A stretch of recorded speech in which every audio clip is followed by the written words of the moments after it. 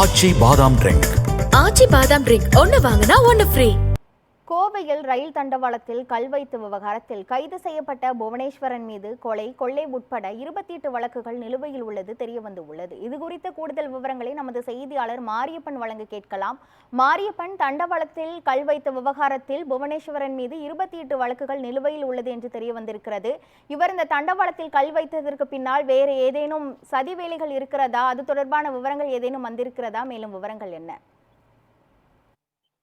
கிருஷ்ணவேணி, கோவை ரயில் நிலையத்திலிருந்து நாட்டின் பல்வேறு நகரங்களுக்கு நாள்தோறும் ரயில்கள் இயக்கப்பட்டு வருகிறது. குறிப்பாக பல்லாயிரக்கணக்கான மக்கள் நாள்தோறும் கோவை ரயில் நிலையத்தை பயன்படுத்தி வருகின்றனர். இந்த நிலையில் நேற்று காலை கோவை ரயில் நிலையத்துக்கு வரும் ரயில்கள் சிக்னல் கிடைக்காமல் ஆங்காங்கே நிறுத்தப்பட்டன. இதனையடுத்து ரயில்வே ஊழியர்கள் தண்டவாளத்தில் சென்று ஆய்வு செய்த போது அந்த ஒரு ரயில் தண்டவாளத்தில் மட்டும் ஒரு ரயில் தண்டவாளத்திலிருந்து மற்றொரு ரயில் தண்டவாளத்திற்கு மாற்றி விடும் இடத்தில் கற்கள் வைக்கப்பட்டது தெரிய வந்தது. அதாவது லிவர் மூலம், அதாவது ரயில்களை பிளாட்பாரத்துக்கு அனுப்பியதற்காக லிவர் பயன்படுத்தப்படுகிறது. அந்த லிவர் அழுத்தியவுடன் ஒரு ரயில் தண்டவாளத்திலிருந்து மற்ற ரயில் தண்டவாளத்துக்கு அது ஒட்டி மாற்றப்படும். இதனிடையே அந்த 2 ரயில் தண்டவாளத்துக்கு நடுவிலேயே கற்கள் அடுக்கப்பட்டிருந்தது. கிட்டத்தட்ட 10 மேற்பட்ட கற்கள் அடுக்கப்பட்டிருந்தது. அதிர்ச்சியை ஏற்படுத்தியது. உடனடியாக அரசு ரயில்வே போலீசாருக்கும் ரயில்வே உயர் அதிகாரிகளுக்கும் தகவல் அளித்திருக்கிறார்கள். இதைத் தொடர்ந்து சம்பவத்துக்கு சென்ற அரசு ரயில்வே போலீசார் ரயில் நிலையத்தில் பொருத்தப்பட்டிருந்த கண்காணிப்பு கேமராக்களை ஆய்வு செய்த போது அதில் 4 வாலிபர்கள் சந்தேகத்திற்கான வகையில் சுற்றித் திரிந்தனர். உடனடியாக 4 வரையும் கைது செய்து விசாரித்தனர். அதில் 4 தூத்துக்குடி மாவட்டத்தைச் சேர்ந்த வின்சென்ட் ராஜா, விஜய் சங்கர், சதீஷ்குமார் மற்றும் புவனேஸ்வரன் என்பது தெரிய வந்தது. மேலும் 4 பேரும் திருப்பூரில் பனியன் கம்பெனியில் வேலை செய்வதும் சதீஷ்குமார் என்பவரின் சகோதரர் கோவையிலுக்குரிய தென்னமலையில் இருப்பதன் காரணமாக அவரை பார்ப்பதற்காக நேற்று காலை ரயில் மூலம் வந்திருப்பதும் தெரிய வந்தது. ரயில் மூலம் கோவை வந்த 4 மதுபோதையில் இருந்த நிலையில் சதீஷ்குமார் சகோதரை தொடர்பு கொள்ள முயற்சித்தார்கள். ஆனால் சதீஷ்குமாரின் சகோதரர் போன் எடுக்காத காரணத்தால் இயற்கை உபாயத்திற்காக நடந்து சென்றிருக்கிறார்கள்.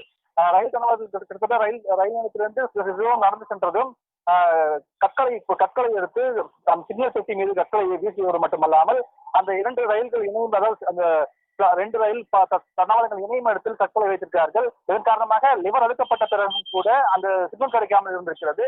சிக்னல் கிடைக்காத சந்தேகம் அடைந்ததன் காரணமாகத்தான் காலை 6 மணிக்கு வர வேண்டிய கேன் எக்ஸ்பிரஸ் ரயில் பாதியில் நிறுத்தப்பட்டிருக்கிறது. இந்த சிக்னல் கிடைக்காத காரணமாக பெரும் விபத்து தவிர்க்கப்பட்டிருக்கிறது. ரயில் ஏற்கனவே பாதியில் நிறுத்தப்படும் காரணமாக பெரும் விபத்து தவிர்க்கப்பட்டதாக ரயில்வே போலீசார் தெரிவித்திருக்கிறார்கள்.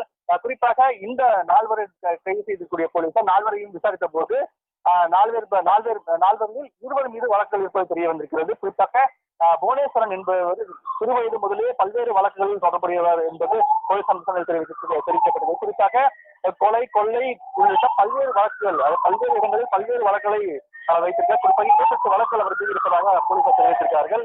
அதே போன்று இந்த வழக்கு கைது செய்யப்பட்ட சதீஷ்குமார் மீதும் ஒரு வழக்கு நிலுவையில் இருக்கிறது.